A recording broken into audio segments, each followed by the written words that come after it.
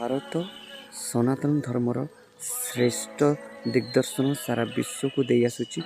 ଭାରତ ଆଧ୍ୟାତ୍ମର ଯୋଗର ସୃଷ୍ଟିକର୍ତ୍ତା।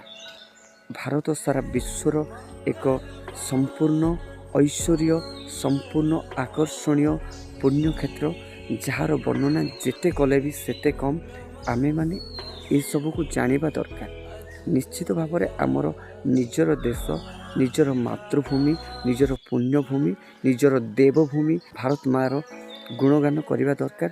ବାକି ଆମେ ପାଶ୍ଚାତ୍ୟ ସଭ୍ୟତା ଅନୁସରଣ କରୁଛନ୍ତି, କିନ୍ତୁ ଆମେ ଜାଣି ରଖିବା ଦରକାର ଯେ ପାଶ୍ଚାତ୍ୟ ସଭ୍ୟତାର ଲୋକମାନେ ବି ହରିଗୁଣ କୀର୍ତ୍ତନ କରୁଛନ୍ତି, ନାମ ସଂକୀର୍ତ୍ତନ କରୁଛନ୍ତି। ଜୟ ଶ୍ରୀ ରାଧାକୃଷ୍ଣଙ୍କର ନାମ ନେଇ ସେମାନେ ରାଧାଙ୍କର ନାମକୁ ନିଜ ବେକରେ ମାଳ କରିକି ସେମାନଙ୍କର ସଭ୍ୟତାକୁ ତ୍ୟାଗ କରି ଆମ ଭାରତୀୟ ସନାତନ ଧର୍ମକୁ ଆପଣାଉଛନ୍ତି। ସେଇ